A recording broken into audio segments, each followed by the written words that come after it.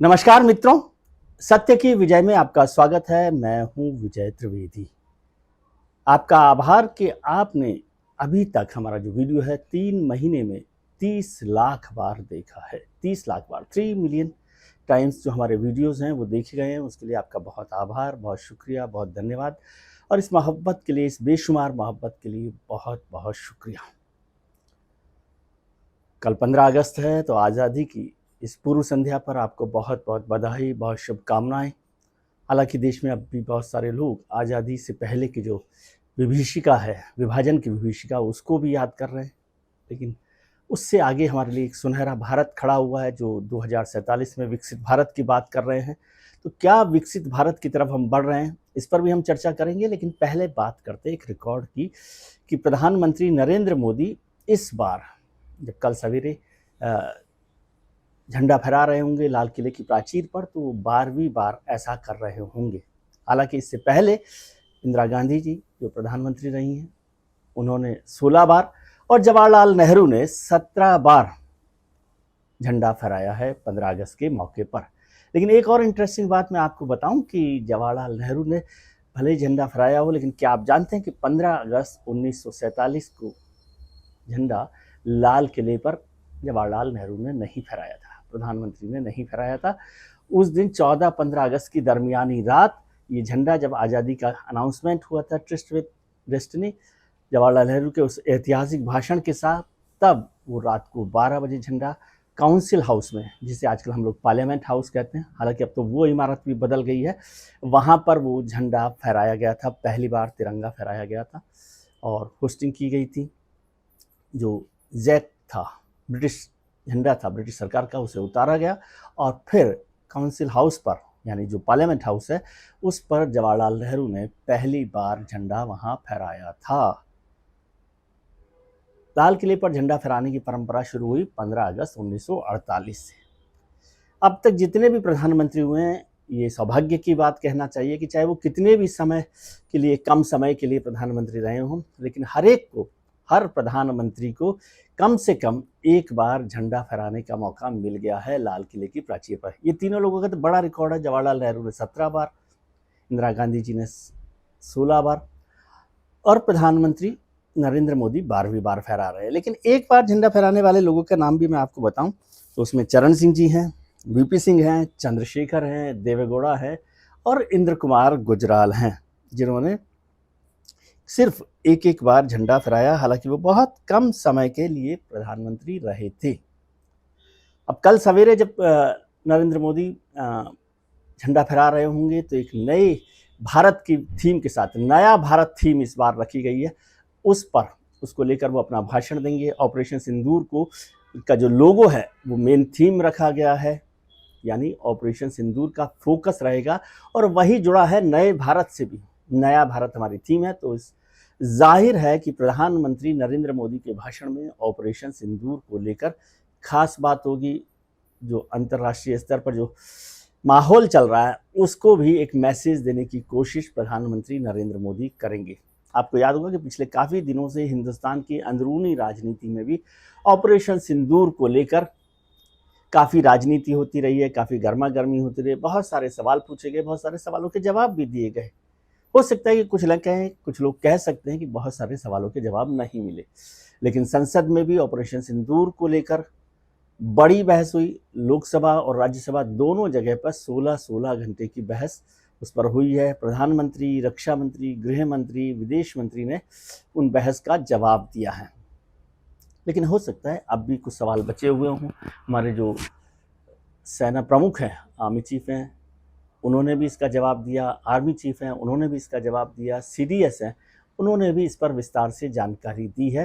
लेकिन अब ऑपरेशन सिंदूर को आगे कैसे बढ़ेगा भारत, क्या फिर से कोई जंग की तैयारी हो रही है? ये साफ किया गया है कि यदि जंग की बात हुई तो हम जंग के लिए तैयार हैं। और प्रधानमंत्री जी ने बार बार इस बात की चेतावनी भी दी है कि ऑपरेशन सिंदूर अभी पॉज बटन पर है। इस दौरान विदेश मामलों में भी बहुत सारा हड़कंप मचता रहा है। ट्रंप साहब जिस तरह से, माय डियर ट्रंप से आजकल वो टैरिफ ट्रंप हो गए हैं, लगातार धमकी दे रहे हैं, चेतावनी दे रहे हैं और टैरिफ को बढ़ा रहे हैं, पेनल्टी को बढ़ा रहे हैं। तो क्या उससे कोई रास्ता निकलेगा? क्या प्रधानमंत्री जी जो सितंबर में यूएनजीए की, यूनाइटेड नेशन जनरल असेंबली की बैठक होती है, उसमें वहाँ जाएंगे? और अगर जाएंगे तो क्या ट्रंप और उनकी मुलाकात होगी? 15 अगस्त को पुतिन और ट्रंप की मुलाकात होने वाली है अलास्का में। वहाँ पर क्या कोई नया नतीजा निकल सकता है? क्योंकि पुतिन और ट्रंप अगर बैठते हैं तो उससे क्योंकि सारा झगड़ा, ट्रंप साहब ने कहा कि आप रूस के साथ रिश्ता रखे हुए हैं, रूस से तेल खरीद रहे हैं, हथियार खरीद रहे हैं, तो इसलिए वो टैरिफ को लगातार बढ़ाते रहे हैं। तो क्या उसमें कोई बदलाव आएगा? रूस जो बातचीत कर रहा है भारत के साथ, उससे कोई बड़ा फर्क पड़ेगा? प्रधानमंत्री चीन जा रहे हैं अगस्त के आखिर में, 31 अगस्त को एससीओ की बैठक में, तो वहाँ चीन के प्रीमियर के साथ और भारतीय प्रधानमंत्री की जो बातचीत होगी बहुत लंबे समय बाद, क्या उससे कोई रिश्तों में बदलाव हो सकता है? क्या कोई बेहतरी हो सकती है? क्योंकि काफ़ी समय से चीन और भारत के बीच बर्फ़ पिघली नहीं है, जमी हुई है, खासतौर से गलवान की घटना के बाद। तो वहाँ पर क्या होगा? क्या नए रिश्ते अंतर्राष्ट्रीय स्तर पर बनने वाले हैं? प्रधानमंत्री ने पुतिन से भी बात की है, प्रधानमंत्री ने जेलेंस्की से भी बात की है, वो सारी बातें चल रही हैं। इन सब की छाया में हमारा ये 15 अगस्त मनाया जा रहा है, लेकिन उसकी थीम है नया भारत। उसके कार्यक्रम में एक और नई बात है कि अग्निवीर के 11 जवान जो है, जो राष्ट्रगान जो होगा उसके बैंड में शामिल होंगे। महिलाएं तो हमेशा से आगे रही हैं, महिलाओं को लेकर भी भारत आगे बढ़ रहा है, ताकत के हिसाब से भी आगे बढ़ रहा है। हमारे इंडिजिनस जो डिफेंस का मसला है वो भी लगातार बढ़ रहा है, हमारे जो हथियार हैं वो इंडिजिनस होते जा रहे हैं, हम एक्सपोर्ट भी अब लगातार कर रहे हैं। लेकिन और चौथी बात जो लगातार बार बार की जा रही है कि भारत जो है चौथी अर्थव्यवस्था बन गया है, दुनिया की सबसे बड़ी अर्थव्यवस्थाओं में से 10वें नंबर से हम चौथे नंबर पर आ गए हैं। लेकिन असल में क्या भारत का जो आम आदमी है, जिसके लिए ये आज़ादी मिली है, उसके चेहरे पर भी उतनी चमक है जो भारत की कुल चमक से बराबर है? क्या ये बात सही नहीं है कि देश के केवल 1% लोग जो हैं उनके पास सबसे ज़्यादा संपत्ति का हिस्सा है भारत का? क्या ये बात सही नहीं है कि 90% लोगों के पास जो खाने पीने का सामान है और जो आमदनी है वो 5 लाख रुपए से भी कम है सालाना? 3 लाख रुपए ही है, मैं 5 लाख रुपए कह रहा हूँ, 3 से 5 लाख रुपए, 5 लाख। देश में जो पुल गिर रहे हैं, देश में स्कूलों की इमारतें गिर रही हैं, हेल्थ सिस्टम कोलैप्स हुआ है, और बाढ़ तो आप देख ही रहे हैं। शायद ही कोई शहर उत्तर से दक्षिण तक, पूरब से पश्चिम तक ऐसा नहीं है जो बारिश के कहर से बहा जा रहा है। सड़कें बह रही हैं, पुल बह रहे हैं, बिल्डिंग गिर रही हैं, स्कूल बिल्डिंग्स गिर रही हैं, हॉस्पिटल्स में पानी भरा हुआ है, और ये सब बहुत ज़रूरी चीज़ें हैं आम आदमी के लिए।